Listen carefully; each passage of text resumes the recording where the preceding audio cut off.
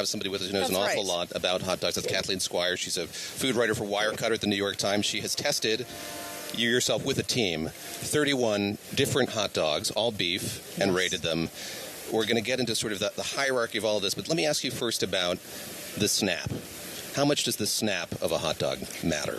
The snap of the hot dog is the number one thing that matters. That nice texture when you bite into it and it snaps. That's what a hot dog should be all about. So which of the ones that you rated, was that the number one qualifier? What were the categories you used to rate the different hot dogs? Texture, the snap was a category. The flavor, of course, the balance of the spicing, and appearance, how it sat in the bun, how it mingled with condiments. How it mingled. Sounds very elevated. So we have them right here, the Sabrett. Yes. Which we see around New York City. If you walk around and see hot dog carts, often they are serving. Walk us through why that is the hot dog of excellence here. That was the winner, right? Yes. Yeah. Sabrett is a New York classic. You'll see the blue and yellow umbrellas all over town.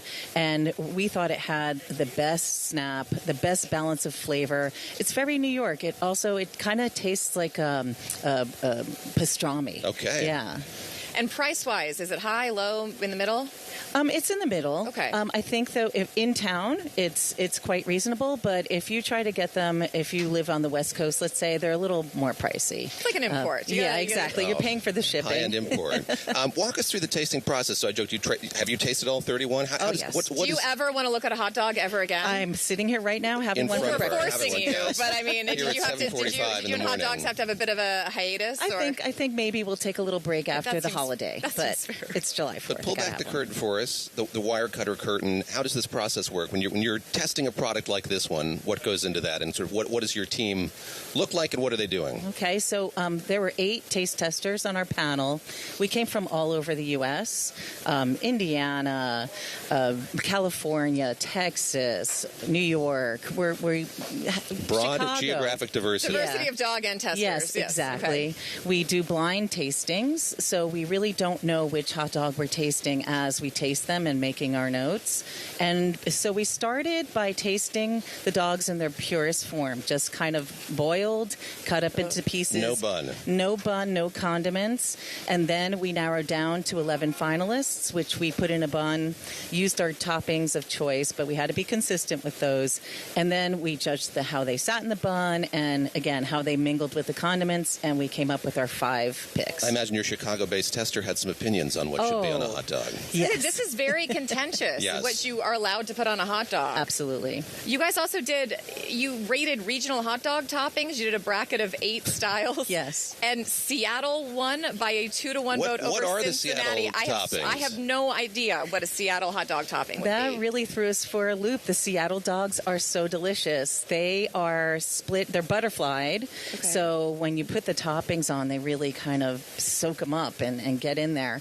There's cream cheese in the bun, which is a shocker. I'm sorry, what? But yes, they spread the bun with cream cheese. But again, it's delicious. It kind of all comes together.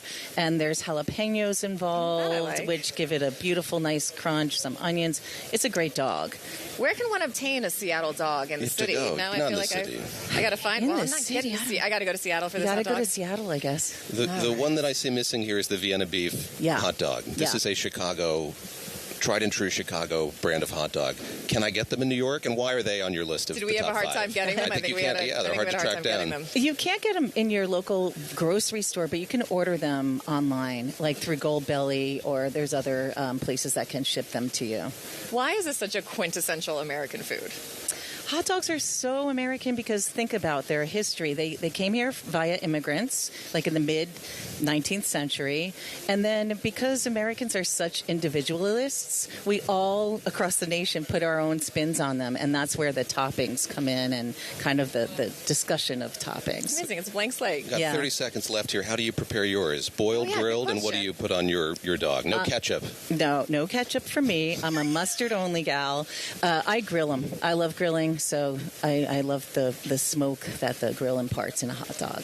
Fair And enough. you were saying before, you did all beef, but there's many people, there's infinite varieties of hot dogs. Infinite varieties. There's turkey hot dogs. There's pork hot dogs. There's pork blend, pork chicken blends.